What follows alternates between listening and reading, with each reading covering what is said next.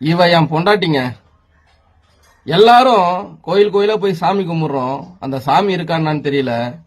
இவதாங்க என் சாமி, என் குலசாமி. என்னை 10 மாசம் பெத்தெடுத்தது என் தாயி. என்னை ஆயுசுக்கும் சுமக்கிறது என் பொண்டாட்டி. எல்லார் வாழ்க்கையிலையும் சொல்லுவாங்க தாய்க்கு பின் தாரம், தாய்க்கு பின் தாரன்னு. அது எத்தனை பேர் வாழ்க்கையில உண்மையா அமைஞ்சதுன்னு தெரியல. எனக்கு அமைஞ்சிருச்சுங்க. இந்த ஜென்மம் மட்டும் இல்ல, இன்னும் 1000 ஜென்மம் எடுத்தாலும் இவளே எனக்கு பொண்டாட்டியா வரணும் அப்படின்னு நான் ஆசைப்படுறேன்.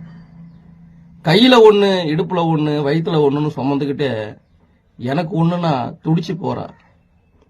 என்னை கட்டின புருஷனா பாக்குறத தாண்டி என்னை குழந்தையா பாக்குறா. எனக்கு இன்னொரு தாய். எங்களுக்குள்ளேயும் சண்டை சச்சரவு வந்துச்சு. கல்யாணம் பண்ண புதுசுல அடிச்சிருக்கேன், திட்டிருக்கேன், என்னென்னமோ பண்ணிருக்கேன், குடும்பம்லாம் படுத்திருக்கேன். ஆனா இன்னைக்கு இவ என் மேல காட்டுற அன்பை நினைக்கக்குள்ள ஒவ்வொரு நிமிஷமும் வருத்தப்படுறேன்.